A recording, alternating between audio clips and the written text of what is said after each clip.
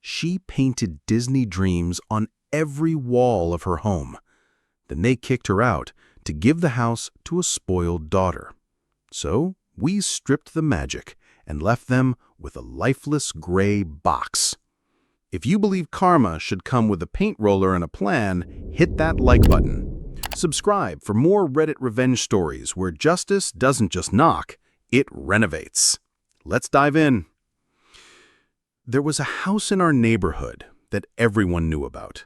From the outside, it looked like a quaint little cottage, storybook roof, floral bushes, even a tiny picket fence. But inside? Inside was where the magic lived. Every wall was a canvas. Murals of Disney scenes, fairy tale characters, enchanted forests, hand-painted over decades by a retired art teacher named Rebecca. She was a local legend. Taught at the middle school back in the 80s. Later, she opened a paint and wine studio before retiring completely to do commissions and furniture art from home. She wasn't just an artist. She was kind. The sort of person who brings cookies to new neighbors and always has a paintbrush tucked behind her ear. Even when I was younger and not exactly the most respectful neighbor, revving my truck, speeding past her house, she never lost her patience. She just asked me kindly to slow down. And over time, we actually became friends. She had a long-standing, informal agreement with the old landlord. As long as the murals stayed inside, it wouldn't be an issue. And she'd been living there since the mid-'80s, slowly building her dream home, one brushstroke at a time. But the landlord passed away. And just like that, her decades-long home became a target. His children inherited the property. One of the sons came to inspect it, brought his daughter along, and apparently she fell in love with the mural house. So he decided that Rebecca, this elderly woman, this artist who'd poured her soul into the walls, had to go. She had no lease, just that verbal agreement. And in the world of greedy heirs, that might as well be a napkin promise. They used the art, her life's work, as an excuse to evict her. Said the murals made the home unsellable, unsafe, unrentable, whatever excuse fit the narrative. Rebecca was crushed. But she didn't wallow. She used every last resource she had to buy a home in another state, just barely closing in time. It had a full art studio on the first floor. Maybe it wasn't her mural house, but it could be a new canvas. Now here's where the revenge comes in. Originally, Rebecca planned to leave the house as is.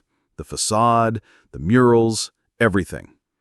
But one of my friends, who had a new powered paint sprayer he was dying to try out, offered to repaint the place for free. Said it would help him practice and maybe give her some closure. Another friend, a landscaper, offered to handle the exterior in exchange for some decorative bushes. Rebecca agreed, and we got to work. First, we moved all her belongings to storage. My friend even let her stay in his guest house for free in exchange for a custom mural on his living room wall. She cleaned the place out in a week. Week 2, time to erase the magic. We sanded down every wall. Murals of Bambi, Cinderella, Ariel, gone. Just splotches of color where memories used to live. Then came the paint sprayer. My friend masked off every surface and blasted the house with Kills primer, 4 passes each wall, covered every inch in white void.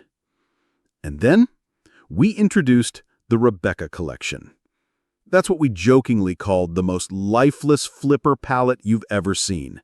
Semi-gloss white walls, depressing gray trim, that hideous faux wood pergo floor. The kitchen cabinets sprayed gray. The counters covered in peel-and-stick concrete laminate. It was surgical, methodical, colorless. When I walked in after it was done, I didn't recognize it. The warmth was gone. It felt like a dentist's office, a purgatory. And the outside?